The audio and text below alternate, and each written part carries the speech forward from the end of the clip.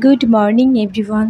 চলে এসেছি একটা নতুন ব্লগের সাথে। তো দেখো সকাল সকাল তোমাদের সাথে ব্লগটা শেয়ার করছি। এখন সকাল 6টা বাজে। তো দেখো আমি ছাদে এসেছি, হালকা বৃষ্টি হয়েছে, তো ওয়েদারটা একটু তোমাদের সাথে শেয়ার করছি।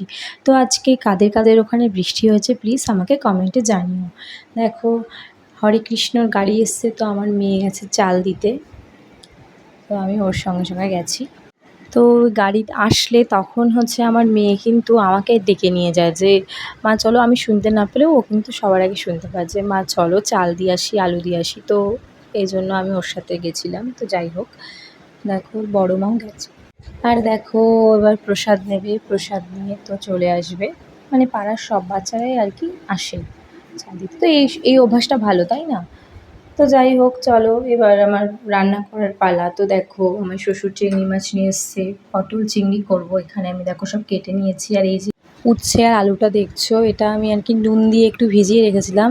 হয় কি একটা, মানে তোমাদের সাথে একটা ছোট্ট টিপস আমি একটু শেয়ার করি। এই যে ধরো নুন দিয়ে ভিজিয়ে রাখবে, মানে উচ্ছেটা কেটে, তাহলে দেখবে যে মানে তেঁতোটা লাগে না অতটা, ঠিক আছে? অনেকে তেঁতো খেতে পছন্দ করে না, তো তোমরা এই টিপসটা একটু কাজে লাগিয়ে দেখো, মানে তোমাদের অনেক উপকার হবে যারা তেঁতো খেতে পারে না তাদের জন্য। আর দেখো এদিকে আমি কড়াইতে তেল দিয়ে পটলটাকে ভাজতে দিয়ে দিয়েছি, আর এদিকে আমি মশলা করে নেব। আদা, জিরে, লঙ্কা এগুলো সব আমি দিয়ে মশলা করে নিয়ে এসেছি দেখো। আর আমি রসুনটা আর কি থেতো করে দেবো, আলাদাভাবেই দেবো। এদিকে দেখো পেঁয়াজ কুচিয়ে নিয়েছি, টমেটো কুচিয়ে নিয়েছি। তো দেখো পটলটা প্রায় আমার ভাজা, মানে প্রায় শেষ। তো দেখো আমি পটলটা ভেজে নামিয়ে নিয়েছি।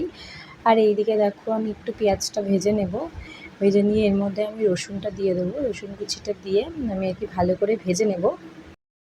তো দেখো তারপরে আমি টমেটোটা দিয়ে দিয়েছি, দিয়ে আমি একটু ভেজে নেব। ভেজে নেওয়ার পরে দেখো আমি মশলাটা দিয়ে দিয়েছি, আর একটু ধনে গুঁড়ো অ্যাড করে দিলাম। তো এবার একটু তেল ছাড়া অবধি ওয়েট করছিলাম, তেল ছেড়ে দিয়েছে। এবার আমি এর মধ্যে চিংড়ি মাছগুলো দিয়ে দেবো। দেখবে চিংড়ি মাছটা এরকমভাবে মশলার মধ্যে দিলে হয় কি, চিংড়ি মাছটা নরম থাকে, ঠিক আছে? মানে এরকম ছিবড়া মতো হয়ে যায় না। তো এটাও তোমরা এই টেকনিকটা ট্রাই করো, তো তোমাদের উপকার হবে। জানি অনেকেই জানো, কিন্তু যারা জানো না তাদের জন্য। দেখো এবার আমি এর মধ্যে পটল আলু সব দিয়ে ভালো করে কষে নিয়েছি। আর এইদিকে দেখো জল গরম করে দিয়েছি, জল গরমটাই আমি এর মধ্যে দেবো। খানিকটা কষে আমি জল গরম করে এর মধ্যে দিয়ে দিয়েছি। তো এটা ফোটা অবধি আমি ওয়েট করব। এটা ভালো করে ফুটে গেলে আমি গরম মশলা দিয়ে আর কি নামিয়ে নেব।